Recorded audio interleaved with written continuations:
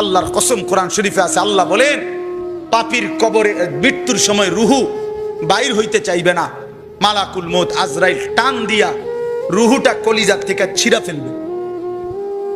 কাল্লা ইযা বালাগাতিত তারাকি, ছিঁড়ে ফেললে কণ্ঠনালীর কাছে আইসা আটকায়া যাবে।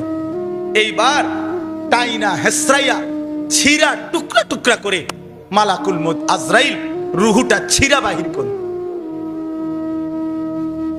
কোরআন শরীফ আল্লাহ বলছে কেন এমন নির্মম মৃত্যু হলো, কেন তার কলিজার থেকে রুহু ছিঁড়া লাইলো। আল্লাহ বলছে ফালা সাদ্দাকা ওয়ালা সাল্লা, সে আমার বিশ্বাস করে নাই, ওয়ালা সাল্লা, এবং নামাজ পড়ে নাই। কলিজা ছিঁড়া লাইব, বেটা কলিজা ছিঁড়া ফেলবে, রুহু ছিঁড়া ফেলবে আজরাইল মৃত্যুর সময়। এখানেও আছে, আমি এখন শুনাইতেছি। এজন্য ভাইয়া তাকওয়া চাই, গুনাহ ছেড়ে দেন। কেন মিথ্যা বলবেন? কেন সুদ খাবেন? কেন ওজনে কম দিবেন? কেন মানুষকে ঠকাবেন? স্ত্রী বেপর্দা চলবে কেন?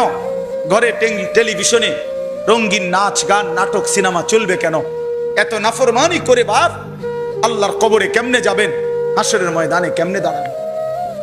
যুবক ভাই, তোমরা সারা দিন সারা রাত যদি মোবাইলে অস্থির ছবি দেখো, নর্তকী দেখো, সারা রাত যদি জেনা ব্যভিচারের দৃশ্যই দেখো, তো তুমি মুসলমান হইলা কেমন? আজ সারা পৃথিবীতে মুসলমান নির্যাতিত। ফিলিস্তিনি মায়ের রক্তে জমিন ভেসে গেছে। কি পরিমাণ মুসলমানের রক্তে আল্লাহর জমিন ভাসে। এত রক্তের পরে, শাহাদাতের এত লাশের পরে, খুনের পরে, এই অবস্থায় যদি একজন মুসলমান যুবক মোবাইলে উলঙ্গ ছবি, নাচ গান আর ফুর্তিতে ব্যস্ত থাকে, তো আর কত লাশ আর কত রক্ত দেখলে আমরা জাগবো? আমাদের বিবেক জাগবে? বলো ভাইয়া, আর কখন? আর কখন? আমরা ফিরবো কোন দিন? মুসলমানের যুবক নড়বে কোন দিন?